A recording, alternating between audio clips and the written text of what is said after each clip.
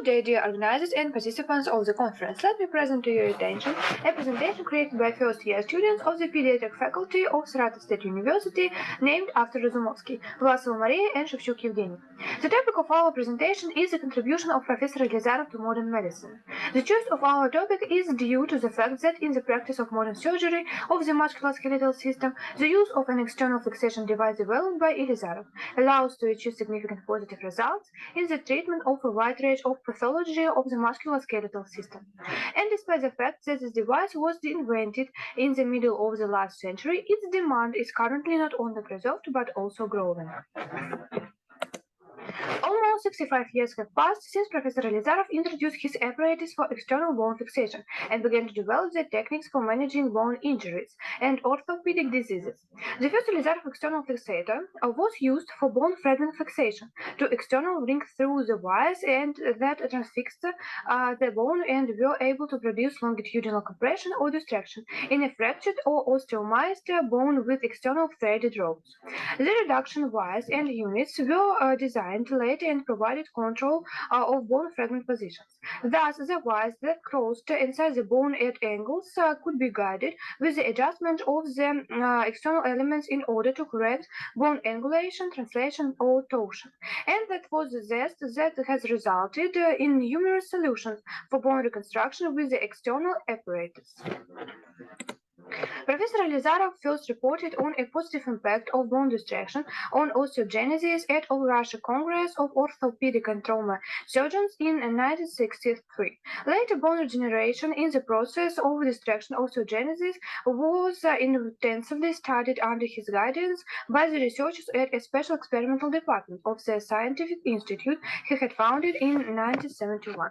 The tension stress effect on regeneration and growth of tissues that is induced with the forces of the external apparatus was thoroughly investigated with radiographic, histological, and biochemical methods. Canine experimental models were used to reveal the potential of guided bone distraction on bone tissue growth. Corticotomy has become a classical way of breaking a bone for lengthening of deformity correction with the Ilizarov apparatus. It was revealed that the formation of a longitudinal distraction regenerate was accompanied by generation of a large number of vessels of various sizes in the bone itself and in the surrounding tissues.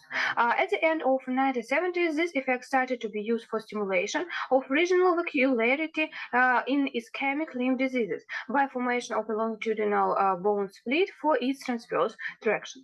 Transverse bone distraction was a solution for bone thickening and fibular tibialization in subtotal tibial defects and extensive tibial defects with atrophic tibial fragments when traditional bone plasty is impossible or difficult to realize. Ilizarov transferred his principles to cancellous bone distraction and experimented on dogs to lengthen vertebrae and manage cranial defects. Under his guidance, the techniques for cranial defects and spine disorders management with a special apparatus for external fixation of the spine started to be developed and later were used as a center. Ilizarov named his method incisive compression distraction osteosynthesis, and formulated its principles. Worldwide, it is simply called the Ilizarov method, though the method is a collective result of a large team of talented scientists, surgeons, and engineers he had gathered around him.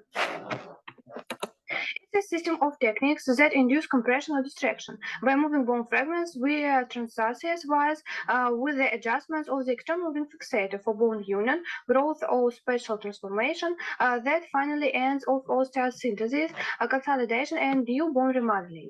These techniques are named according to the process applied. Furthermore, Ilizarov submitted papers on his experimental and clinical studies to the most prominent journals of the Soviet Union, such as Orthopedia, Traumatology, Protozerovine, and Western Chirurgy. I am Grekova indexed by the U.S. National Library of Medicine.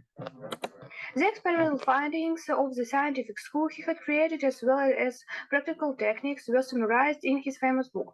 That is still the main textbook for those orthopedic surgeons who start training in the methods of bone lengthening and reconstruction. His concepts served as guidelines for further development of the techniques and devices that have been used nowadays along with the classical Ilizarov method and apparatus. Since the middle of the 1980s, the Ilizarov method has been advancing both technically and conceptually and has spread worldwide.